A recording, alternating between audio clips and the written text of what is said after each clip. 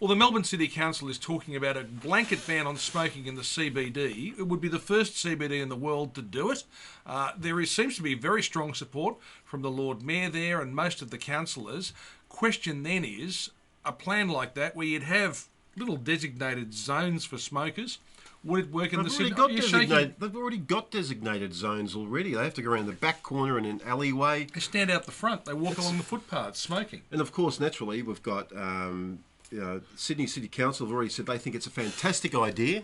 Well, of course they would say it's a great idea. This is a legal product. It's a legal product. People over the age of 18 are allowed to buy it. It's like alcohol. Yep, and you're allowed to use it in the privacy of your own home. You can't use it, for instance, in a car if you've got a child in the car. Yep. You can't use it indoors for logical reasons because you're going to affect other people's health and you're going to make their clothes smell. It's common courtesy not to smoke around other people. But as part of a push to prevent what is a pretty nasty habit and it's an addictive drug, what's wrong with it? It's over-regulation. There are already enough regulations governing smoking. You can't. When I started working, and it's probably for you, however long ago it was, back in the Jurassic, I had an ashtray on my desk. It was one of three things that were there, and I used to fill it all through the afternoon. So did I. People used to chain smoke in the office. There'd be a cloud of smoke. Everyone agrees that wasn't the thing to do. That was wrong. We now have the scientific data in.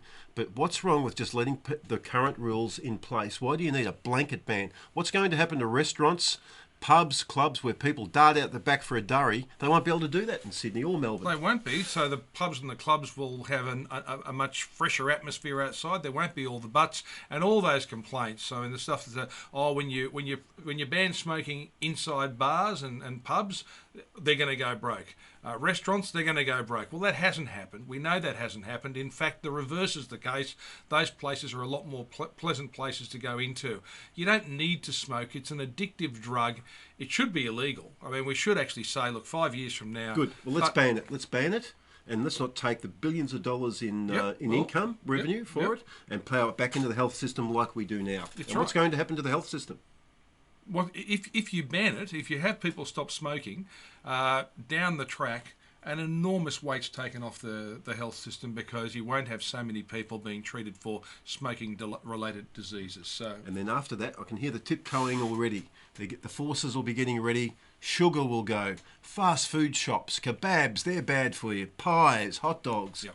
Where will it end? Well, that's completely ignorant because there's a safe level of consumption of all of those things. There's no safe level of consumption of cigarettes, and it's an addictive drug. And if it wasn't legal, we'd never legalise it. We'd never allow it to be legal. It's a separate class of product, and we've done very well stamping it out. Let's get it out completely. More rules, more regulations. That's what we really want. It's just nonsense.